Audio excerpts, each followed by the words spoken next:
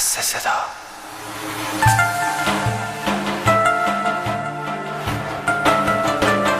فیت وحید جی ام.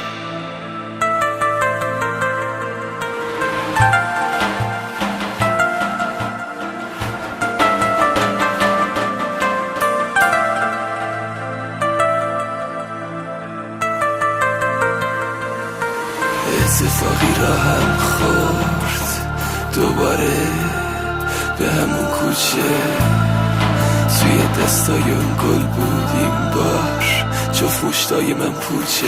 حرف پشت غیرتم توی محل میپیچه بازم. تو هیچ وقت منو نمیخواستی ولی من خوشبختی تو میخواستم.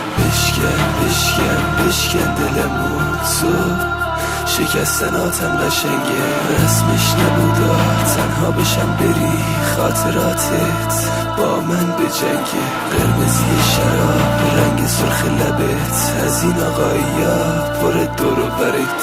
دیدم تو با هم آروم رد شدم که خوشبخشی با میگذرم از هر چی که نگذشتی واسم. برو من خودتو میخواستم. شکستی منو خوردم کردی تو اصلا نمیخواستی پای تو من واسم. برو حلالت همه نامردیایی که تو در حق من کردی. دیگه حتی من به جنونم برسم ازت نمیخوام پیشم برگردی. مگه چشای من چشه؟ آره رنگی نبود ولی رنگشو پاک داده. اگه موهای من چشه؟ منی که رنگ نمی کردم مدل نمی داده. اگه لبای من چشه؟ یه لب ترک خورده که اسم تمش روشه. اگه اخلاق من چشه؟ آره سگ بود ولی سر تو با همه می جوشه. اگه خنده هم چشه؟ گریه هم چشه؟ بغض هم چشه؟ اشکای من چشه؟ اگه عاشق شدن چشه؟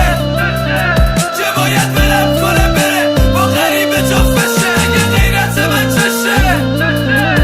تا غیرتی میشم چرا راهمو میبنده. اگه خنده هم چشه؟ که خنده همو فرو داره با اون میخنده.